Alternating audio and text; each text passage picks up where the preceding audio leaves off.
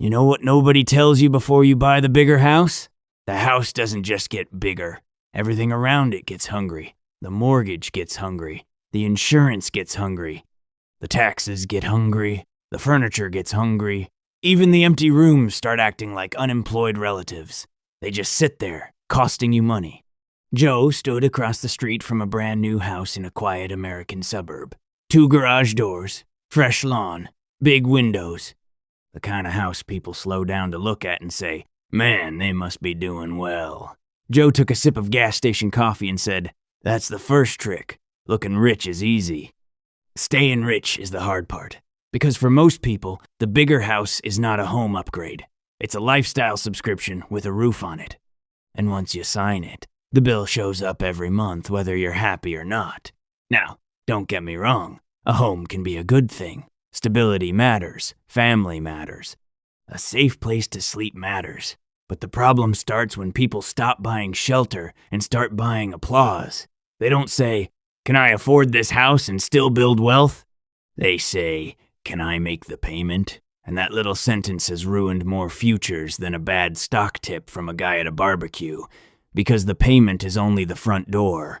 Behind it, there's maintenance, repairs, higher utility bills, bigger property taxes, more furniture, more cleaning, more stress, and less breathing room.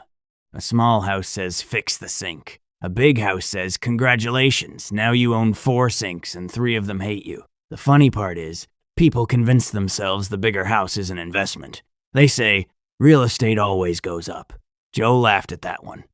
"So does my blood pressure when I open the electric bill. Doesn't mean it's an asset. A real investment should feed you eventually. But a house that forces you to spend every dollar you earn is not feeding you. It's eating first. You get paid on Friday, and before you can even feel successful, the house walks into the kitchen wearing your robe and says, "I'll take that." And the worst part? The bigger house changes your whole life quietly. You move in and suddenly the old couch looks poor. The old dining table looks embarrassed. The old car doesn't match the driveway anymore. So now the house doesn't just cost more by itself. It pressures you to upgrade everything around it.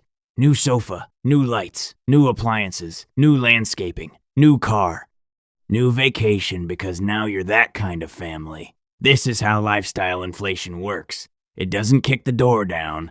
It shows up politely with granite countertops. One day you're buying a bigger house because you got a raise.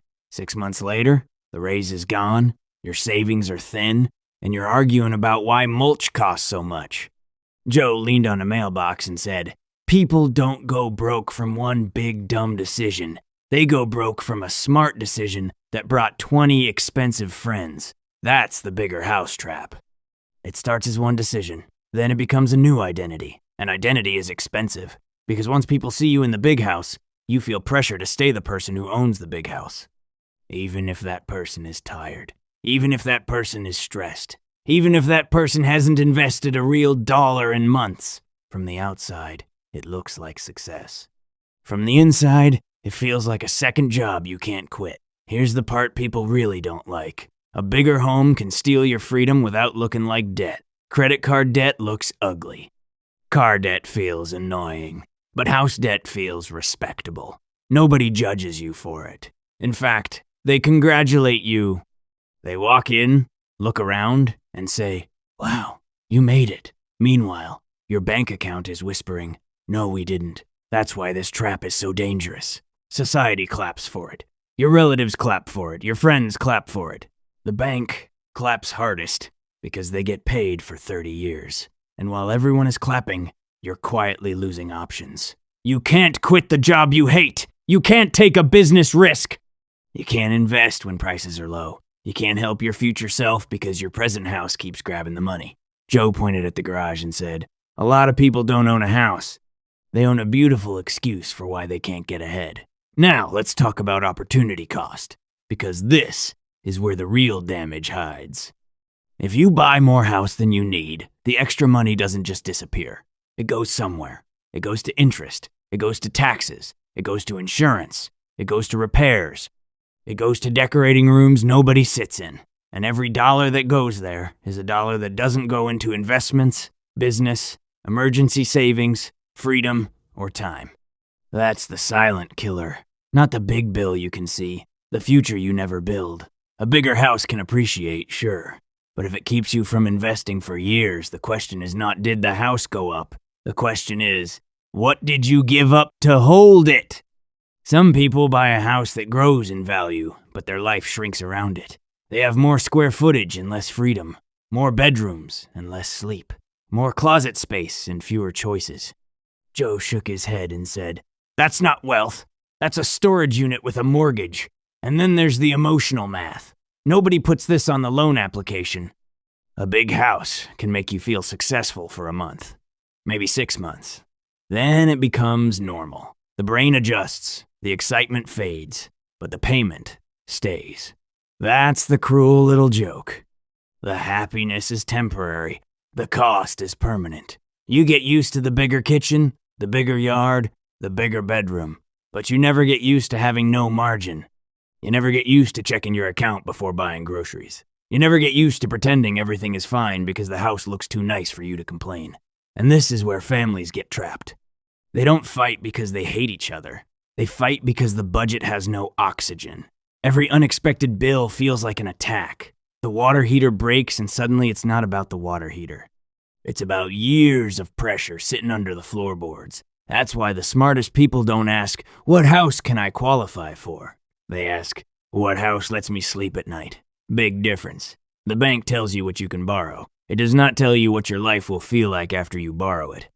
The bank doesn't care if you can still invest. The bank doesn't care if you can take your kids on a small trip. The bank doesn't care if your marriage starts sounding like a customer service call. It only cares that the payment clears. Joe looked at a couple unloading boxes into their new place and said, "The bank approved the loan. It did not approve the lifestyle. That's the line people miss. A mortgage approval is not a financial blessing. It's a business offer. And the business is not designed to make you peaceful. It's designed to make the lender money. So what's the better move? Buy the house that fits your life, not your ego. Buy the house that leaves room. Room to invest. Room to lose a job and not panic. Room to fix the roof without begging a credit card. Room to say no to a boss. Room to breathe. Because wealth is not just owning something impressive. Wealth is having options. If your house is expensive but your choices are gone, you're not rich. You're decorated. And America is full of decorated broke people. Nice driveway, thin savings, big kitchen, empty investment account, perfect lawn, no peace. Joe said, "The lawn is green because your money is buried under it."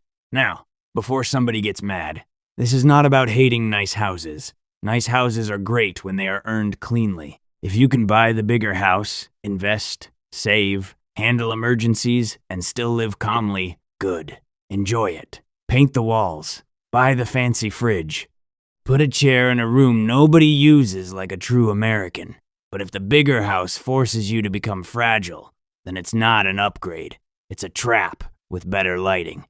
The goal is not to live small forever. The goal is to grow in the right order. First build margin, then build assets, then upgrade lifestyle from strength, not insecurity. Most people do it backwards. They upgrade the lifestyle first and hope wealth catches up later. That's like buying a cowboy hat and hoping a ranch appears. Doesn't work like that. The house should follow your wealth, not replace it. That one sentence could save people years. The house should follow your wealth, not replace it. Because a lot of people use the house as proof that they're successful before their finances are actually strong. And once the image is bigger than the foundation, the whole thing gets shaky. That's why old money often looks boring. They don't rush to impress you with the biggest house they can barely afford. They care about control, cash flow, assets, liquidity, leverage that doesn't choke them. Meanwhile, middle-class people get trained to celebrate the visible stuff. Bigger house, newer car, better neighborhood, higher payment, lower freedom. Then they wonder why the rich seem calm and they feel exhausted. Joe scratched his beard and said, "The rich buy assets and let the house be a side effect. The broke buy the house and call it the asset. That's the difference." And here's the uncomfortable truth. Sometimes the smaller house is the richer move. Not because it looks better. It doesn't. Not because people will admire it. They won't. but because it gives you something better than admiration. It gives you control. Control is underrated because it doesn't photograph well. You can't flex a paid-off emergency fund on Instagram. You can't show people the stress you avoided. You can't post a screenshot of the argument you never had because the bills were manageable. But that's real wealth. Quiet wealth. The kind that doesn't need strangers to clap. So before you chase the bigger house, ask yourself a few ugly questions. Am I buying space or am I buying status? Will this house help my future or just impress my present? If my income drops, do I still survive? If repairs hit, do I stay calm? Can I still invest every month? Can I still live, or will I just maintain? Because there's a difference between living in a home and serving a home. A good house protects you. A bad financial house commands you. It tells you where to work. It tells you how much risk you can take. It tells you when you can rest. It tells you what dreams you have to postpone. And eventually, you start calling that normal. Joe sat on the curb, looked at the big houses lined up like trophies, and said, "Funny thing about trophies, they don't pay bills. The real win is not the biggest house on the block. The real win is owning a life that doesn't collapse when the furnace breaks. The real win is being able to sleep. The real win is having money left after the mortgage. The real win is not needing everyone to believe you're doing well. Because once you need people to believe you're rich, you'll spend real money buying fake proof. And fake proof is expensive. So maybe the question isn't, can I buy a bigger house? Maybe the question is, what would that bigger house take from me? Time, options, investments, peace, flexibility, years? Because every upgrade has a price tag you can see, and a price tag you feel later. The visible price is the mortgage. The hidden price is freedom. And freedom is the one thing people sell too cheaply. Some people think the American dream is a big house. Maybe for some it is. But for others, the real dream is not being owned by the thing you bought. One side says, bigger homes show progress. The other side says real progress is having enough freedom to choose your life. Maybe both can be true, but only if the house doesn't become the boss.